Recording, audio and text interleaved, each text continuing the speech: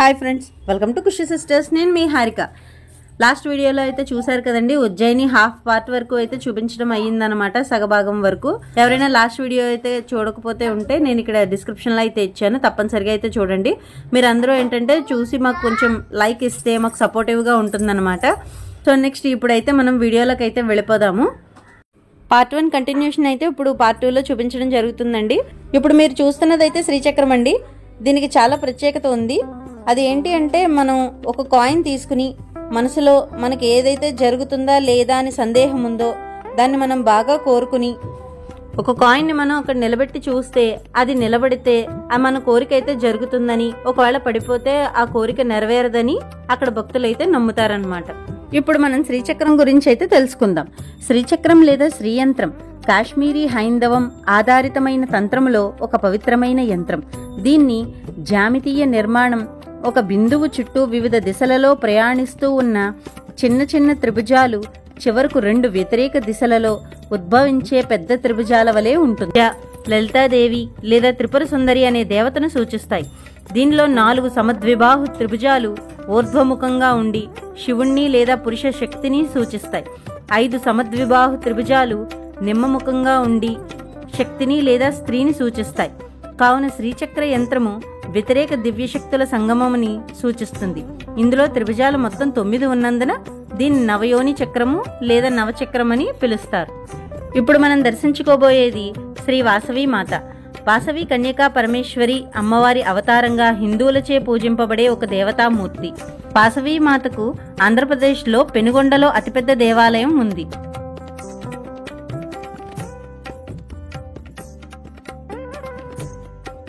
ఇక తర్వాత మనం దర్శించుకోబోయేది దత్తాత్రేయ స్వామి. దత్తాత్రేయ లేదా దత్తడు అని పిలువబడు త్రిమూర్తి స్వరూపం. ఈయనను హిందువులు త్రిమూర్తులు, బ్రహ్మ విష్ణు మహేశ్వరుల అవతారమైన దైవ స్వరూపుడిగా గుర్తిస్తున్నారు. ఈ దేవుడిని ముక్కోటి దేవతల అవతారంగా భావిస్తారు. ఈయనకు 6 చేతులు, 3 తలలు, శంఖం, చక్రం, త్రిశూల ఆయుధాలు, తన వెంట 4 శునకాలు, గోమాత కూడా ఉంటాయి. ఇలా 3 రూపాల కారణంగా దత్తాత్రేయుడిని కలియుగ ప్రత్యక్ష దైవంగా పరిగణిస్తారు. ఈ స్వామివారిని ఆరాధిస్తే త్రిమూర్తులను ఆరాధించినట్టేనని చాలా మంది నమ్ముతారు. ఇక ఆ తర్వాత మనం దర్శించుకోబోయేది పిలిచిన వెంటనే పలికేవాడు, భక్త సులభుడు అయిన శ్రీ సాయిబాబాని. సాయిబాబా అసలు పేరు, జన్మస్థలం తెలియదు. సాయిబాబాను అనేకులు ముస్లింలు, హిందువులు కూడా సాధువుగా నమ్ముతారు. శ్రద్ధ, సబూరి ప్రధానంగా హిందూ సాంప్రదాయానికి చెందిన భక్తులు సాయిబాబాను శివుని, దత్తాత్రేయుని అవతారమైన సద్గురువుగా భావిస్తారు. ఇక ఆ తర్వాత మనం దర్శించుకోబోయేది శ్రీ ఆది శంకరాచార్యుల వారు. అద్వైత వేదాంత సిద్ధాంతాన్ని ఏకీకృతం చేసిన భారతీయ తత్వవేత్త, వేదాంతవేత్త. ఇంకా ఈ బయట చూస్తున్నారా ఎంత అందంగా ఉందో, రాత్రిపూట కూడా ఈ లైటింగ్స్ తో చాలా అందంగా ఉందండి.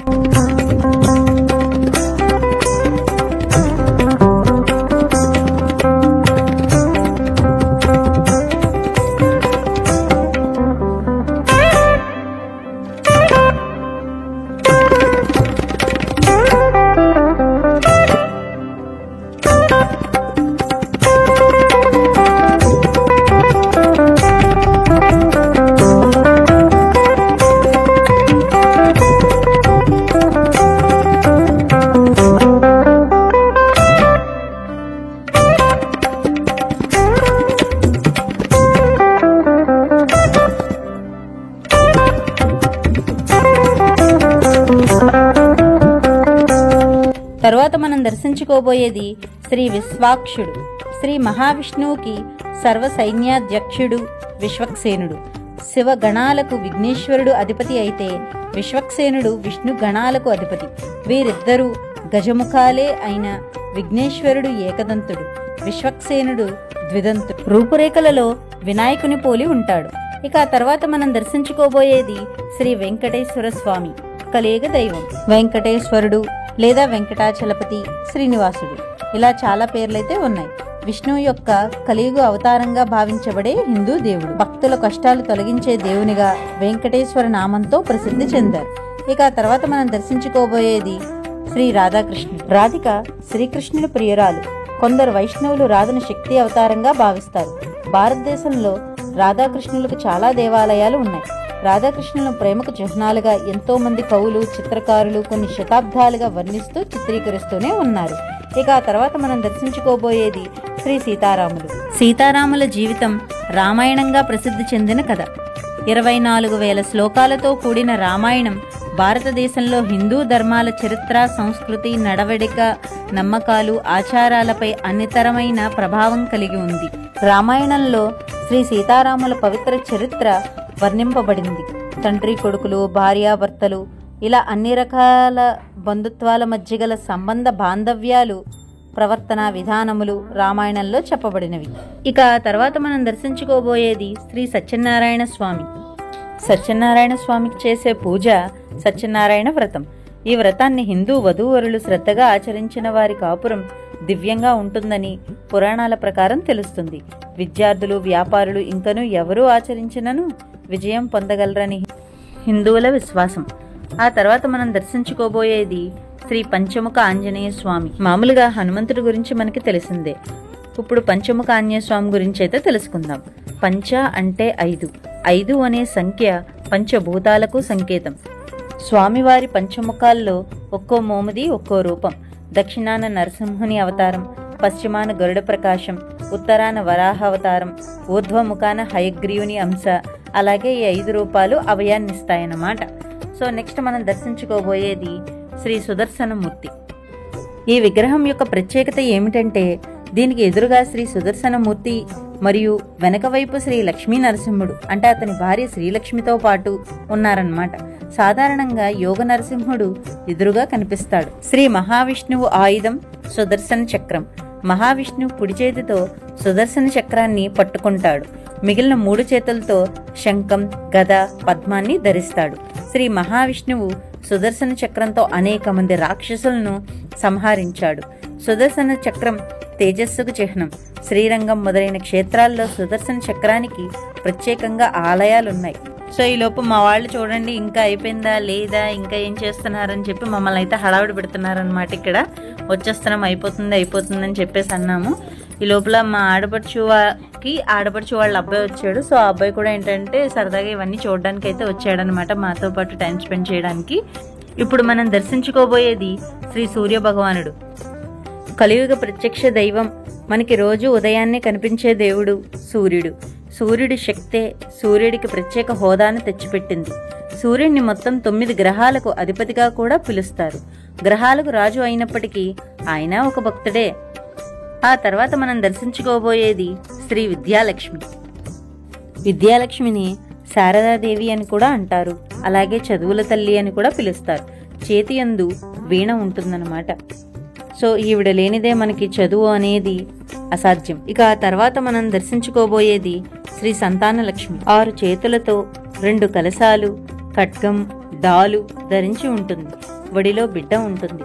ఒక చేత అభయముద్ర కలిగి మరొక చేతిలో బిడ్డను పట్టుకుని ఉంటుంది. ఇప్పుడు మనం దర్శించుకోబోయేది శ్రీ గజలక్ష్మి. రాజ్య ప్రదాత. 4 హస్తములు కలిగిన మూర్తి. ఇరువైపులా 2 గజాలు అభిషేకం చేస్తుంటాయి.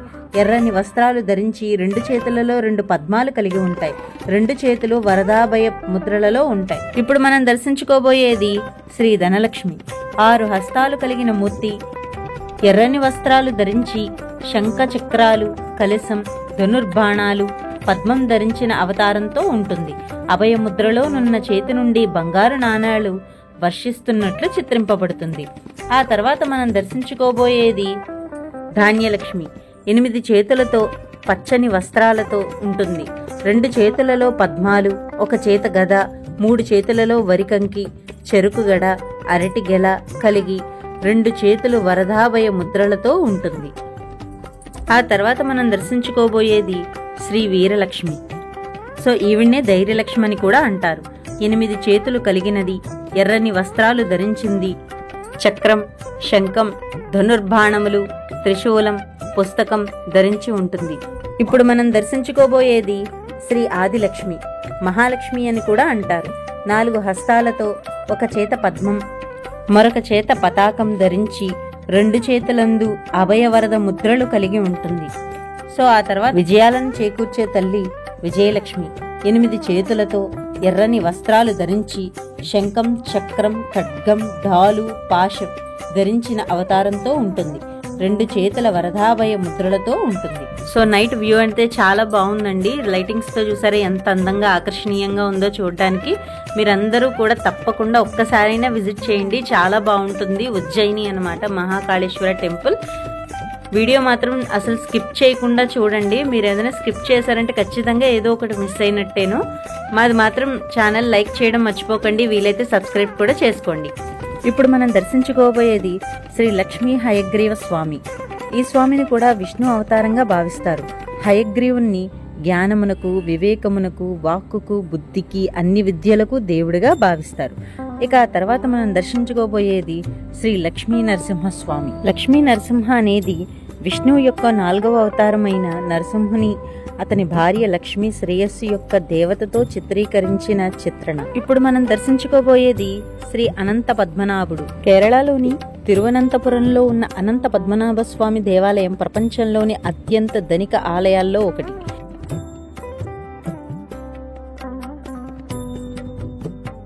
ఇక ఆ తర్వాత మనం దర్శించుకోబోయేది పూరి జగన్నాథ్ స్వామి. కృష్ణ భక్తులకు లేదా విష్ణు భక్తులకు ఈ దేవాలయం ఎంతో ప్రియమైంది. ఇక ఆ తర్వాత మనం దర్శించుకోబోయేది శ్రీ మత్స్యావతారం. శ్రీ మహావిష్ణువు దశావతారాలలో మొదటి అవతారం మత్స్యావతారం. మత్స్యం అనగా చేప. ఈ అవతారంలో విష్ణువు 2 పనులు చేసినట్లుగా పురాణ గాథ. ప్రళయకాలంలో జీవరాశులను నావలో జలనిధిని దాటించడం, వేదాలను కాపాడడం. ఆ తర్వాత మనం దర్శించుకోబోయేది శ్రీ కూర్మావతారం. విష్ణువు 2వ అవతారం కూర్మావతారం. కూర్మం అనగా తాబేలు. దేవదానవులు అమృతం కోసం పాల సముద్రాన్ని మదించడానికి మందర పర్వతాన్ని కవ్వంగా నిర్ణయించి పాల సముద్రంలో వేస్తే అది కాస్త ఆ బరువుకి పాల సముద్రంలో మునిగిపోతుంటే విష్ణుమూర్తి కూర్మావతారంలో దానిని భరిస్తాడు. ఇక ఆ తర్వాత మనం దర్శించుకోబోయేది శ్రీ వరాహ అవతారం. విష్ణువు యొక్క 3వ అవతారం వరాహ అవతారం. వరాహము అనగా పంది.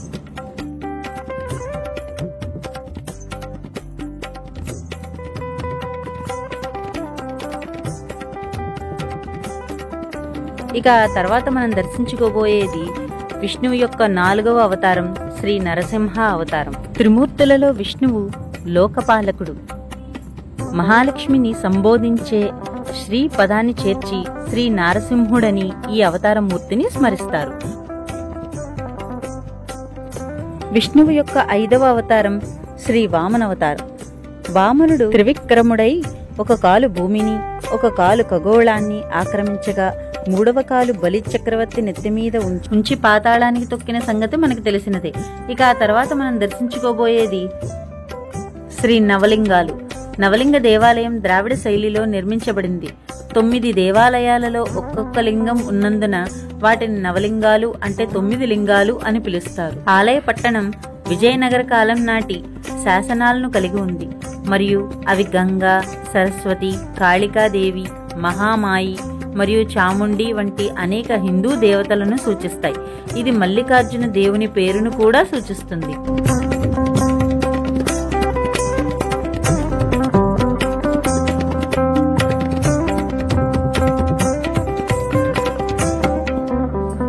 ఇప్పుడు మనం దర్శించుకోబోయేది విష్ణువు 6వ అవతారమైన శ్రీ పరశురామ అవతారం. ఈయనని భార్గవరాముడు, జామదగ్ని అని కూడా అంటారు. ఇప్పుడు మనం దర్శించుకోబోయేది శ్రీరాముడు. విష్ణువు అవతారాలలో 7వ అవతారం రాముడు. భగవంతుడు శ్రీరామచంద్రుడిగా అవతరించి రావణాసురుణ్ణి సంహరించి ధర్మ సంస్థాపన చేశాడు. ఇప్పుడు మనం దర్శించుకోబోయేది శ్రీకృష్ణుడు. విష్ణు అవతారాలలో 8వ అవతారం శ్రీకృష్ణ అవతారం.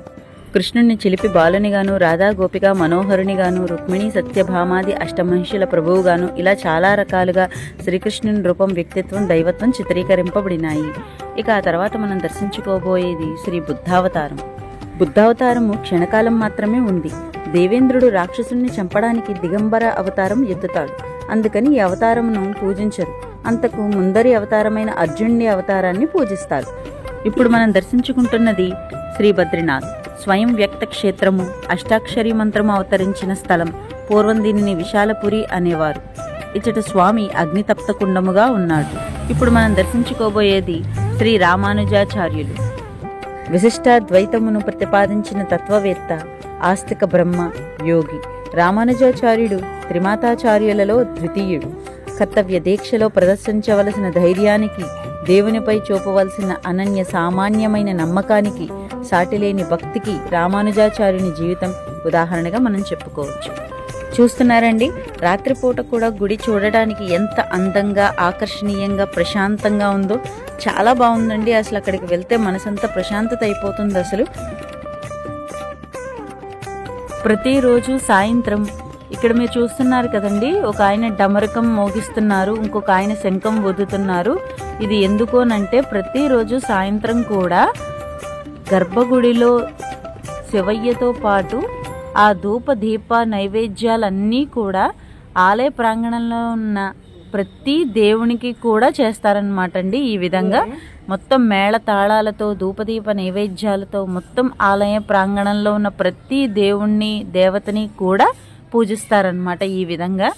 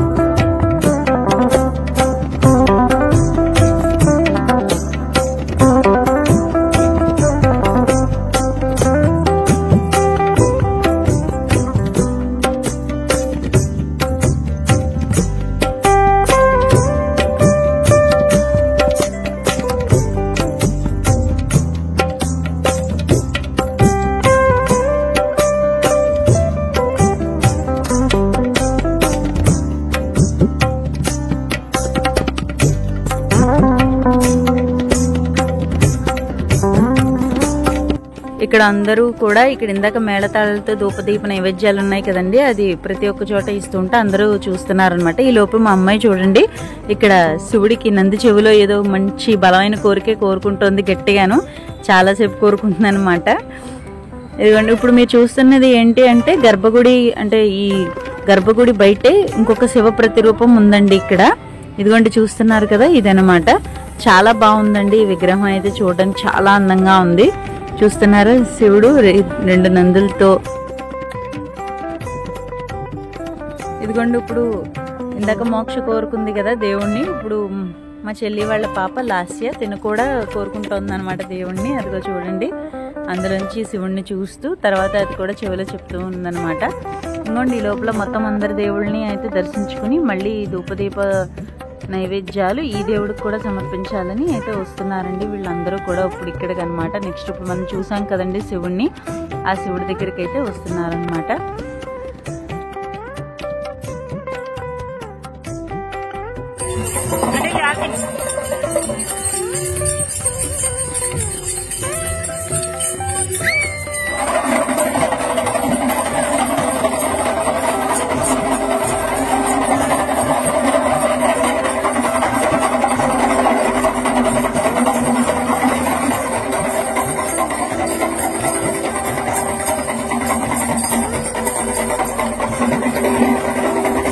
ఈ శివుడికి బయట 2 శివలింగాలు 2 నందులు పెట్టారండి.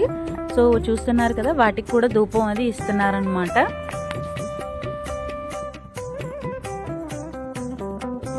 ఇప్పుడు మీరు చూస్తున్నది దేవుడికి కళ్యాణం జరిగే చోటు అనమాట అండి. ఇక్కడ దేవుడికి కళ్యాణాలు అవి చేస్తూ ఉంటారనమాట. ఈ ప్రదేశంలో చేస్తూ ఉంటారు. ఆ విగ్రహాలే అవన్నీ. ఇక్కడ కూడా దేవుడికి ధూపదీప నైవేద్యాలతో పూజిస్తున్నారు. చూడండి మీరే ఎంత బాగుందో. పెద్దవాళ్లే కాకుండా చిన్నపిల్లలు కూడా ఈ డమరుకాలవి మోగించడానికి చాలా ఆసక్తి అయితే చూపిస్తున్నారండి. ఇక్కడైతే చూడండి మా వాడు ఇంకా కిందకి దిగడం లేదనమాట. శుభ్రంగా అయితే ఆడేసుకున్నాడు. అందుకని ఇంకా స్లీపింగ్ టైం అయితే అయిపోయింది. సో అందుకని చెప్పేసి ఇంకా కిందకైతే దిగట్లేదు. ఇప్పుడు మీరు చూస్తున్న అబ్బాయి మా ఆడపడుచు వాళ్ళ వదిన వాళ్ళ అబ్బాయి అనమాట. సో ఏంటంటే గుడి చూడడానికి సరదాగా అయితే వచ్చాడు.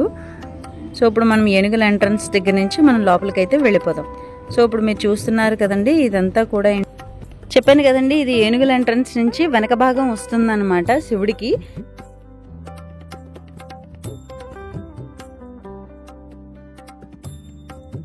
లింగం పైన శివుడి మొహం చూస్తే దానికి బట్టి తెలిసిపోతుంది.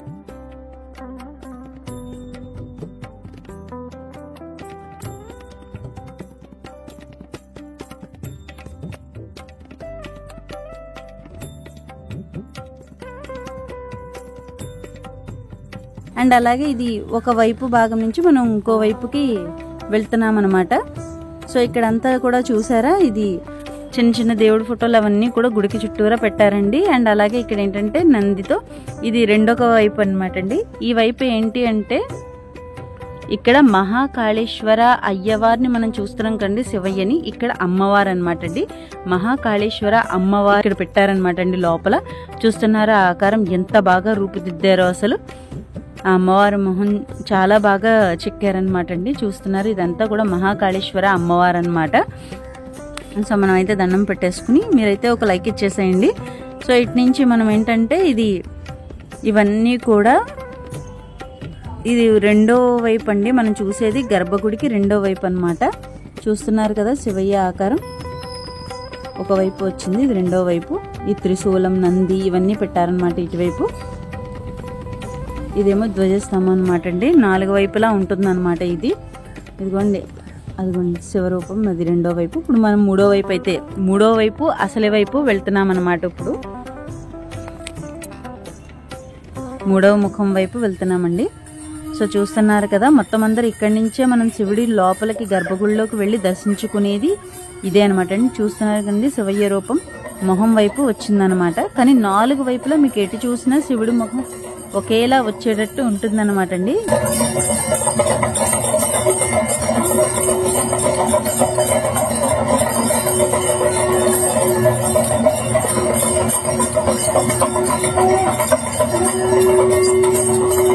ఇదిగోండి, ఇది అసలైన మనకి దర్శనమిచ్చే రూపం అనమాట అండి. మొత్తం అంతా కూడా ఈ వైపు నుంచి మనం దర్శించుకోవాలి శివుణ్ణి. ఎంత అందంగా ఉందో చూడండి అసలు. ఇక్కడ హారతులు అవి కూడా 7 రకాల హారతులు ఇస్తారనమాట అండి. చాలా బాగుంటాయి. ఇప్పుడైతే నేను చూపించలేకపోతున్నాను, ఈసారి అయితే ఖచ్చితంగా మీకైతే చూపిస్తాను.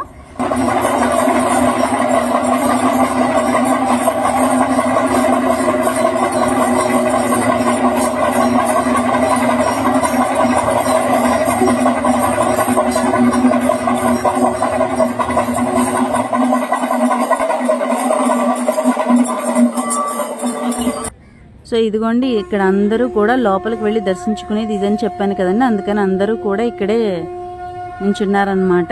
సో 1 by 1 లోపలికి వెళ్ళి దర్శించుకోవడానికి. సో గుడి ఇప్పుడు మనం అటువైపు ఉన్నది ఇంకొక 4వ ప్రవేశం అనమాట అండి.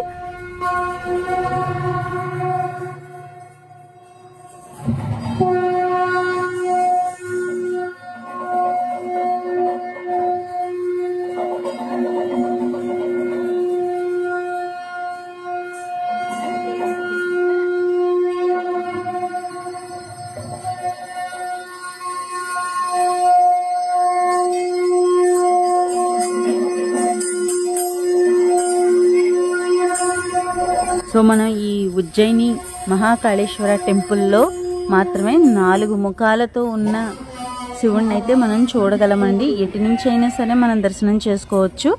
సో ఆ విధంగా ఎటు నుంచి తిరిగినా ఈ దేవుడే కనిపిస్తారు మనకి, అంటే అదే ముఖం కనిపిస్తుంది అనమాట.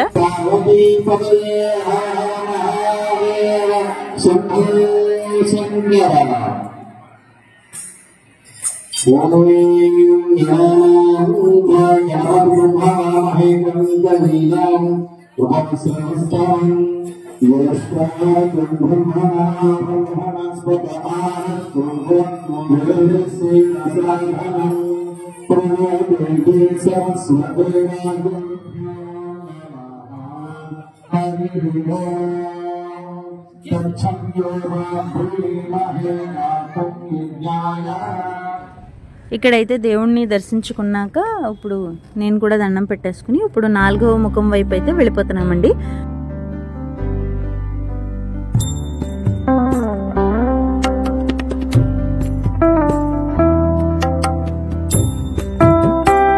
ఇప్పుడు మీరు చూస్తున్నది 4వ వైపు ఉన్న శివలింగాన్ని అండి.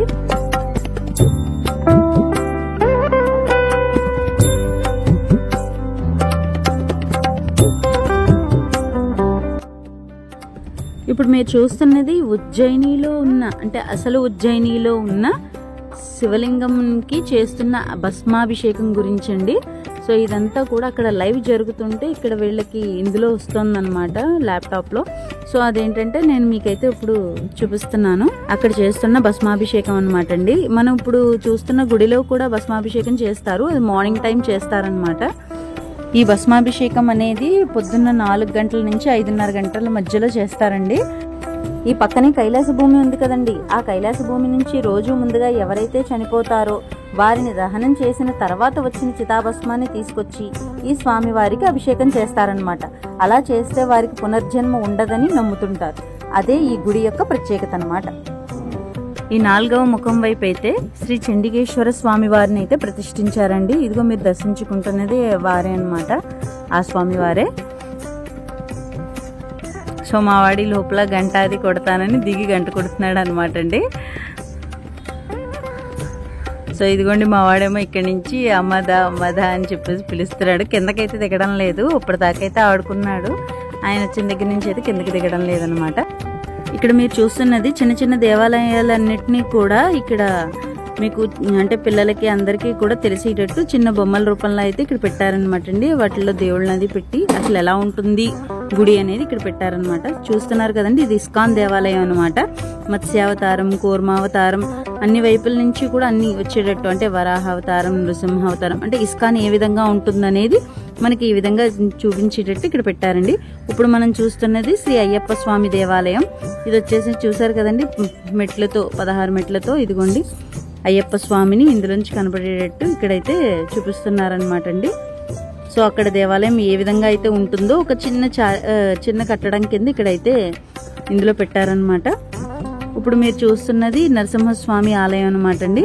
ఇదిగో చూస్తున్నారు కదా, సింహాచలంలో సింహాద్రప్పని అంటారు కదండి, ఆ విధంగా అదిగోండి అక్కడ ఎలా అయితే ఉంటుందో దాన్ని చిన్న చిన్న వాటి కింద ఇక్కడైతే మనకి చూపిస్తున్నారనమాట. అంటే ఎలా ఉంటుందని తెలుసుకోవడం కోసమని. ఇంకా తర్వాత శ్రీ కేదార్నాథ్ దేవాలయం అండి. ఇదిగోండి చూస్తున్నారు కదండి, ఈ విధంగా ఉంటుందన్నమాట. కేదార్నాథ్లో ఏ విధంగా అయితే ఉంటుందో ఆ విధంగా మనకి ఇక్కడైతే చూపిస్తున్నారు. సో ఇక తర్వాత ఇక్కడ శ్రీ మద్ది ఆంజనేయ స్వామి దేవస్థానం అండి. ఇక్కడ చూస్తున్నారు కదండి, ఆంజనేయ స్వామి అనమాట అండి. చూస్తున్నారు కదా ఆరెంజ్ కలర్లో, అదంతా కూడా ఆంజనేయ స్వామి అండి. సో లోపలికి ఉండడం వల్ల మీకు బాగా లైటింగ్ అయితే దాని మీద పడిపోతుంది అనమాట. లైటింగ్ వేయకపోతేనేమో అసలు కనపడటం లేదు, లోపలికి పెట్టారనమాట అండి మొత్తం. సో ఇక్కడేమో జ్ఞాన సరస్వతి దేవి ఆలయం అనమాట అండి. బాసర్లో ఏ విధంగా అయితే ఉంటుందో ఇక్కడ మనకైతే చూపిస్తున్నారనమాట అండి. సరస్వతి దేవి ఆ విధంగా వీణ పట్టుకుని ఆ విధంగా ఉన్నారండి. చూసారండి ఎంత అందంగా ఉన్నారో. ఇక్కడైతే మీరు చూసేది హైదరాబాద్లోని బిర్లా మందిర్ అనమాట అండి. సో అక్కడ ఉన్న వెంకటేశ్వర స్వామిని ఈ విధంగా అయితే మనకి చూపించారు, దర్శన భాగ్యం కలిగించారనమాట అండి. మనం ఎవరైనా అన్ని ఊళ్ళు వెళ్ళలేని వాళ్ళు ఉండొచ్చు, వెళ్ళిన వాళ్ళు ఉండొచ్చు. ఇలా ఈ విధంగా చూస్తే ఏంటంటే ఓహో ఇలా ఉన్నారని చెప్పేసి మనకు తెలుస్తుందని చెప్పేసి ఇక్కడ పెట్టారనమాట. ఇదేమో వినాయకుడి మందిరం అండి.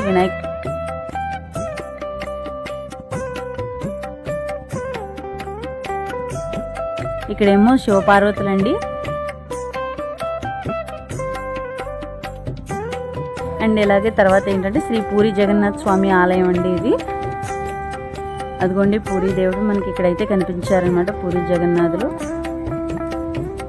చాలా బాగున్నాయి కదండి ఇవి. ఇలా పెట్టడం వల్ల ఏంటంటే పిల్లలకు కూడా ఏంటి అని తెలుసుకోవడం అనేది అయితే బాగుంటుంది. ఈ విధంగా ఇవన్నీ కూడా చిన్న చిన్న ఆకారాలతో కట్టడాలతో ఇక్కడ పెట్టారనమాట అండి.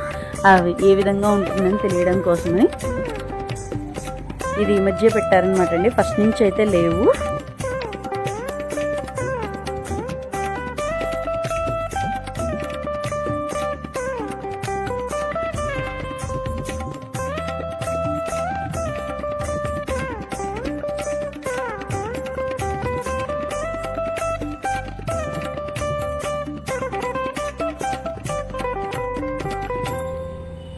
సో ఇప్పుడు ఏంటంటే అండి ఇక్కడైతే ప్రసాదం కౌంటర్ అనమాట. పులిహార లడ్డు రెండు ఉంటాయి. 10 రూపాయలు అంటే పులిహార అయినా ప్యాకెట్ 10 రూపాయలు, లడ్డు అయినా ప్యాకెట్ 10 రూపాయలు.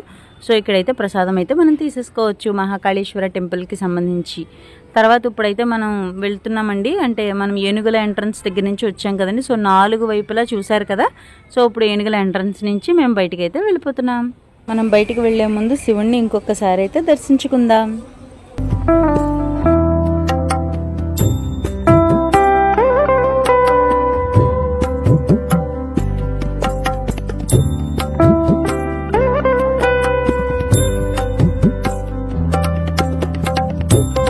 దేవుడికి ఏ రోజు ఏ పూజలు చేస్తారనేది ఇక్కడైతే మనకి లిస్ట్ ఇచ్చారనమాట అండి. సో ఆ రోజు ఆ దేవుళ్ళని పూజిస్తారనమాట.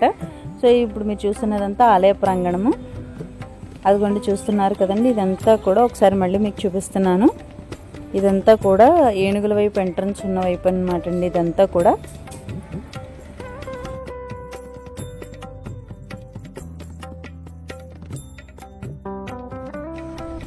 ఈ ఆలయ ప్రాంగణంలోని నవగ్రహాలు కూడా ఉన్నాయండి. సో ఇదనమాట నవగ్రహాల మండపం, అదంతా కూడా ఇదనమాట. సో పదండి నవగ్రహాలు కూడా చూసి వచ్చేద్దాం.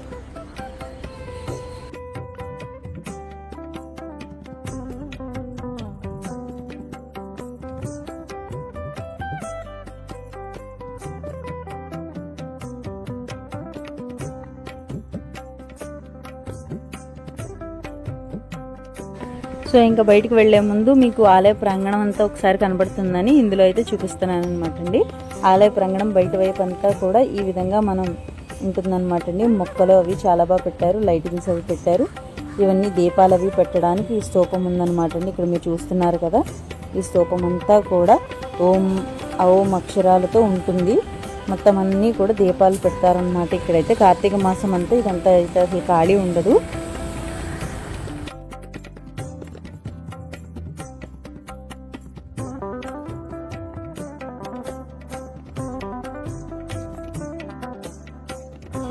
మనం ప్రతి దేవుడిని దర్శించుకున్నాం కదండి. సో అవుటర్ పాయింట్ అయితే మీకు వ్యూ ఈ విధంగా ఉంటుందన్నమాట.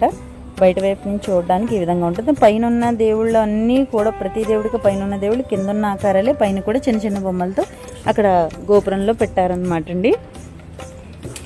సో ఇదిగోండి అసలైన ఎంట్రన్స్ అయితే మనం వచ్చిన ఎంట్రన్స్ ఇదనమాట. సో చాలా బాగుంది కదండి ఉజ్జయిని. సో డెఫినెట్గా అందరూ అయితే తప్పనిసరిగా చూడండి. సో ప్రతి ఒక్కరి జీవితంలో తప్పనిసరిగా ఒక్కసారైనా సరే చూడవలసిన ప్రదేశాలండి ఇవన్నీ కూడా. మనం ఉజ్జయిని దాకా వెళ్ళి ఎప్పుడో 1-2 సార్లు అయితే చూడగలము, అంతంత దూరాలు వెళ్ళి. అలాంటిది మనకి ఇంత దగ్గరలో ఇంత మొత్తం అక్కడ ఉజ్జయినిని తలపించేలా ఇక్కడ మహాకాళేశ్వర టెంపుల్ పెట్టారు చూసారు. ఇది మనం ఎన్నిసార్లు అయినా వెళ్ళి మనకు వీలున్నప్పుడల్లా శివుడిని చూడొచ్చు, మనం దర్శించుకోవచ్చు. సో డెఫినెట్గా అయితే తప్పనిసరిగా అయితే చూడండి. మా వీడియో మాత్రం ఎలా ఉందో మాత్రం చెప్పడం మర్చిపోవద్దు. మీరు ఒక లైక్ కమెంట్ చేయడం వల్ల ఈ వీడియో చాలా మందికి పుష్ అవడం అయితే జరుగుతుందండి. అప్పుడు చాలా మంది చూడగలరు మా వీడియోని. ఇలాగే మీ సపోర్ట్ మాకు ఇస్తూ ఉంటే ఇంకా చాలా చాలా వీడియోలు మేము అందించగలమండి. వెళ్లే ముందు మేము కూడా కొన్ని పిక్స్ వీడియోస్ అయితే తీసుకున్నామన్నమాట. చిన్న చిన్న విగ్రహాలను అయితే పెట్టారు, అవి కూడా చూసేసేయండి. సో నాగేంద్రులతో శివలింగాన్ని, అమ్మవారిని, సుబ్రహ్మణ్య స్వాములని రకరకాల రూపాలతో ఇవి ఇక్కడ ప్రతిష్ఠించారనమాట. అవి కూడా చూడండి. బయటకైతే వచ్చేసాం కదండి. ఇక్కడ కూడా గుడిని ఆనుకుని లోపల కూడా కొన్ని త్రిశూలంతో నాగేంద్రుణ్ణి, అలాగే శివలింగంతో ఏనుగులను కూడా ప్రతిష్ఠించారు.